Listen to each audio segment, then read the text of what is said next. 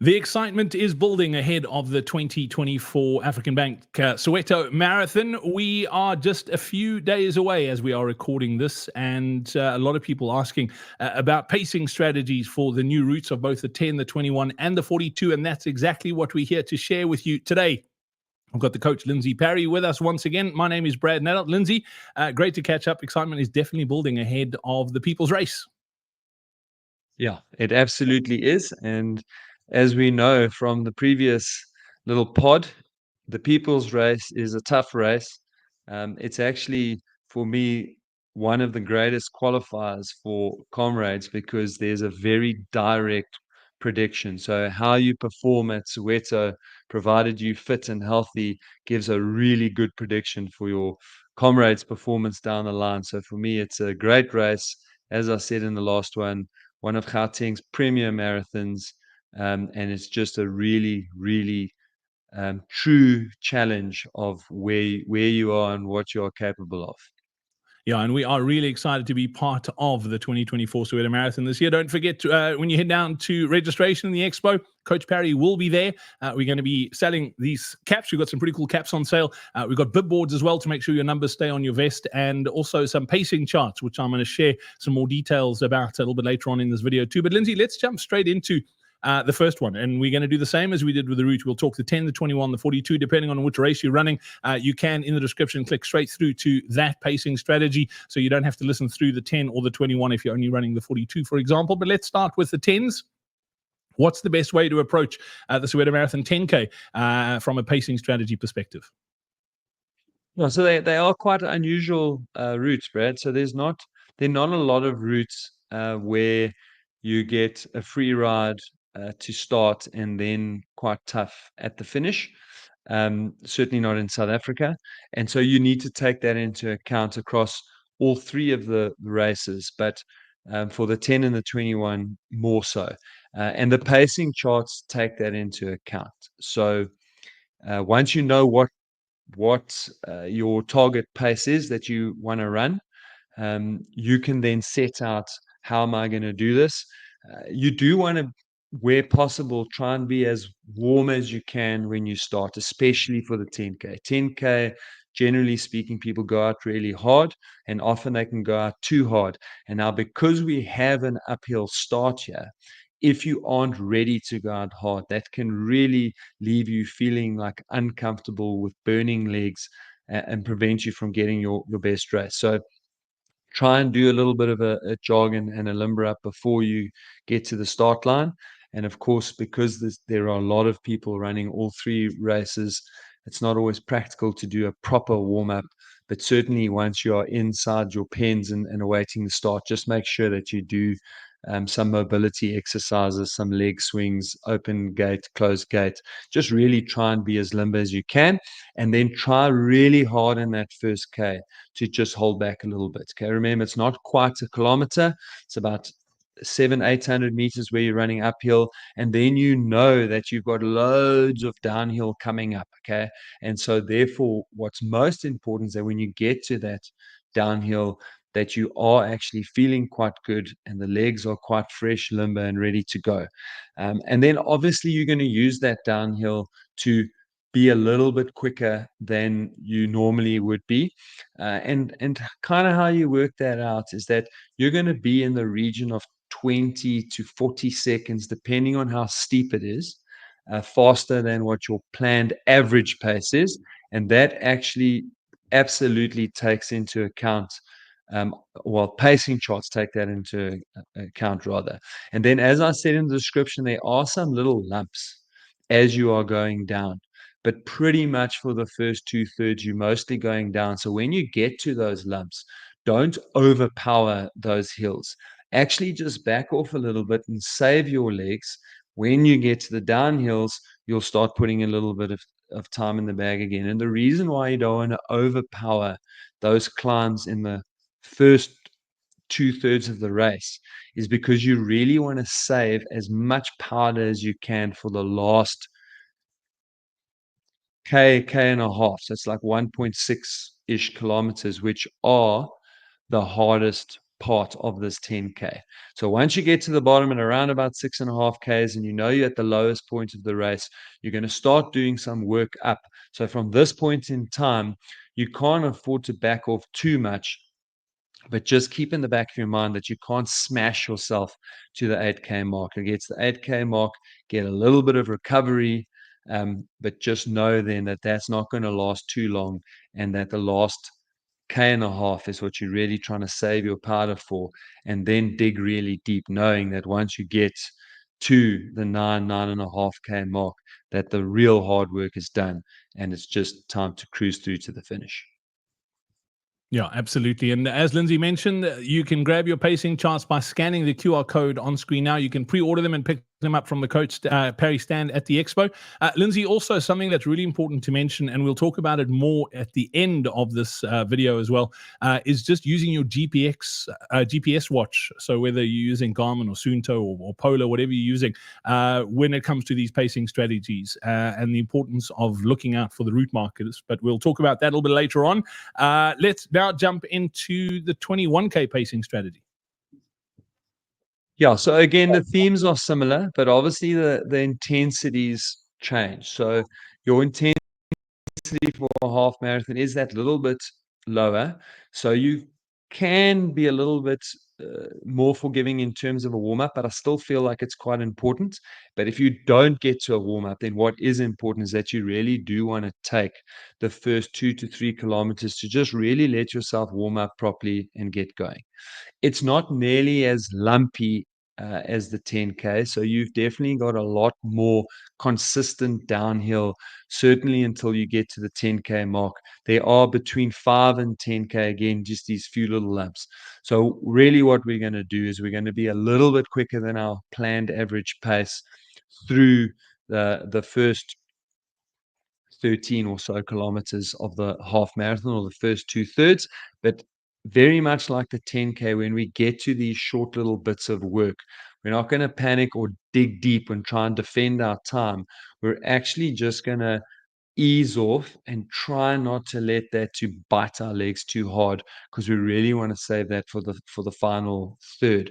There's a lot more consistent uphill than in the 10K, and you certainly are going to be doing almost most of the last 5Ks is going to be uphill. So once we get to that 13-14 mark, there's a pretty decent climb up to the 15K mark where it flattens out a little bit. Then we climb up again to around 16, and then it flattens out a little bit, but it's still the trend is still uphill. And then, as I said before, from around about 19, it's pretty much all climbing. I mean, there are little bits where it flattens out and the climbing isn't so severe, but it's pretty steep. And then the closing 1.1Ks are the hardest of the course. So you want to be on fairly consistent effort for the half marathon. And what that consistent effort means is that you are going to go through the 13K mark or so quite well ahead of your expected finishing time. Again, the pacing chart will really tell you what that means. And then you are going to lose a bit of time against your average pace through those closing 6 kilometers for sure.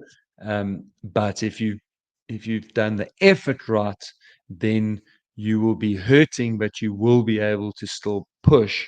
And then you, through those kind of little flatter sections in that second half, just use them as kind of breathing options to get your breath back, so that you can really just have some powder for that last 1.1K.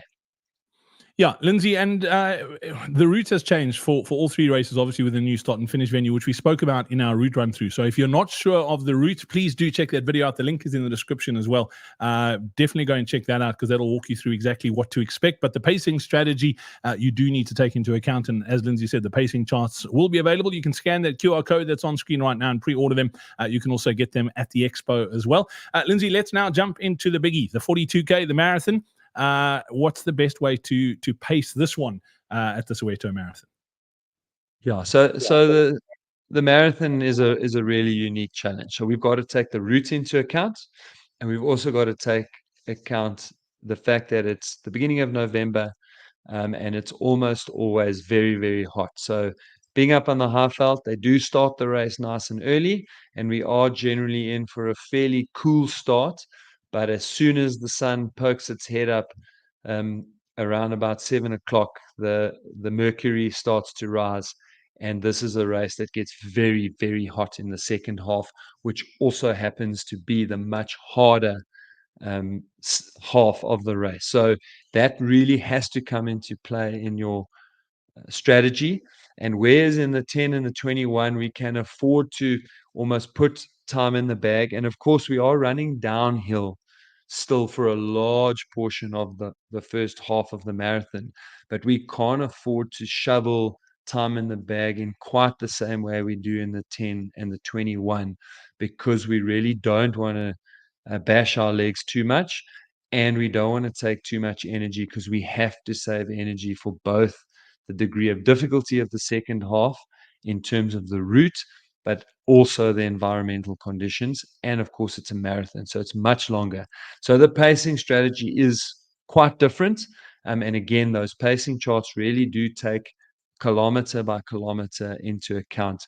And so you want to be conservative in the first half, but also knowing that that is the downhill. So we are going to be a little bit quicker. So where I said in the 10K in particular, you might be anywhere between 20 and 40 seconds per kilometer faster in the first 2/3 of the race. In the marathon, probably 15 to 20 seconds will be the more appropriate number. And it's much more lumpy than both the 10 and the 21 through those first 20 kilometers. So while 0 to 15 Ks is mostly downhill, got the little climb at the top, there are these short, sharpish climbs. For example, at the 6K mark, you climb for about a kilometer. So you do have these climbs along the way that you've got to be mindful of. And in the first half, you do not want to be stubborn on those. And in fact, my recommendation would be is that halfway up those climbs is a short 30 to 45-second walk break, so that you really make sure that you take the sting out of those climbs and save yourself for the second half. Then from the 15K to the 20K mark, you've got a fairly long gradual climb. And at that point, you're going to do some regular short walk breaks just to make sure your legs stay nice and fresh. That also then means that you can go from the 20 to about the 27.5K mark, where you're getting towards Vilakazi Street, where you can then run quite nicely and freely. And then the work starts. And your best strategy from a pacing point of view and from a race strategy point of view is that literally from Vilakazi Street, you're going to run, walk those climbs, and you're going to use the little downhills that you've got from that point in time, not to push, but just to run. So if you're running all those downhills, you are going to be recovering, but you're also going to be covering a good deal of ground. So it's a nice run walk strategy, something along the lines of a 2-minute to a 3-minute run, 1-minute walk, or 30-second walk, just to really make sure that those climbs aren't really hurting you, so that when you get to the 35K mark, which in a normal marathon is a tough place to be. But in the Soweto Marathon, it's also when the race really gets its absolute hardest. It's hot, you've got big climbs to get over, and you've already done a lot of climbing when you get to that point. So from 35Ks to just over the 30, let's call it 36.5K mark, really big climb, run, walk, run, walk, run, walk. Then use that 36K to about the 39K, where the route is considerably easier for that section. And hopefully you've done enough walking that you can like just pick up a little bit more time and get closer to your average time. Then you're going to drop down to the 41K mark and hopefully have saved enough energy, have taken in enough nutrition up to that point, that that last 1.1 Ks you can finish nice and strong, even though it feels difficult, just knowing that you've done 41 Ks, knowing that it's hot, but also knowing that you've broken the back of Soweto and you've just got to get yourself to the top of the hill and you are finished. I'm having a quiet chuckle to myself, Lindsey. Were you talking about a 35Ks in a normal marathon? Is there such a thing as a normal marathon? That's probably the question we need to be asking first of all. But let's talk about, now that we know the sort of pacing strategy for all three of the races. Let's just talk about how we manage it on race day. Obviously, we've got those pacing bands that you can whack on your wrist, which we're going to have available at the expo. You can also purchase them on pre-order right now. Put it in your goal time, what you're chasing, and then we'll spit out a custom pace chart for you. But how do you manage that on race day from a making sure you're actually at the right point? And let me use this example. So I ran the Sanlam Cape Town Marathon 20th of October. And I think this applies to a lot of people. My watch said I ran 42.7 kilometers, so 500 meters more than what the official race distance is, which is not actually the case. It's just because of the variation with the GPS watch. What's the best way to track this? Do we do it on the route markers, or do we go by what's on our watch? Yeah, so that's very much the simple answer there, is that it's very important when you are running with a specific target time in mind that you use the actual route markers along the route. There is an inherent inaccuracy in GPS watches, um, and that's depending on environmental conditions, the brand, and the model that you are using within that brand. There's even differences there, but you're talking about anywhere between 4 and 11 meters, and the standard kind of error is about 7-8 meters per kilometer. So that doesn't sound like a lot, but it makes a difference, and it really all starts to add up. And that was absolutely my experience as well in Cape Town, Brad. And Cape Town is actually quite open, not a lot of high-rise buildings that we run around. So in some of the international marathons, it's very difficult to use GPS because it just gives you garbage information. And I can tell you that over half of the people who ran um, Cape Town Marathon listened to our podcast, and there were still hundreds of people moaning that Cape Town Marathon was long. So if you're going to run on your GPS, you are going to think it's long, and that means you're going to miss your goal time. So really what you want to do is make sure that, especially in the first 2 to 3 kilometers, you are taking note of what your pace is in those first at the kilometer markers, not on your GPS, so that you can get a true indication of what your pace is, so that you don't push yourself for too long, and then find yourself in real trouble. And this is much more important for the half, and then in particular the marathon, because if we run too hard for 8 to 10 Ks, you are ruining your marathon. You're really going to struggle. And this marathon is just so hard from 35 Ks that you have got to make sure that you manage yourself properly. And then using the pacing chart and your you can look at the kilometer marks and go, right, at 5Ks, I need to be at 5Ks in 28 minutes 35. When you get to that 5K mark, you look at your watch, oh, it's 28:35. Excellent. I am pacing myself perfectly. Or, sure, I'm here in 27 minutes. Oh boy, I've gone way too fast. This next 5Ks, I really need to pull myself back and slow down a bit, take a few extra walk breaks, freshen up my legs, and make sure that I don't get caught out at the end. Yeah, absolutely. And these pacing bands that we've been talking about on this video as well take into account all the ups, all the downs. So you'll be going slightly slower on the ups, faster on the downs, but they are amazing. I mean, we've had thousands of people use them at Comrades. We've had hundreds of people use them at the Cape Town Marathon, and we want you to use them at the Soweto Marathon as well.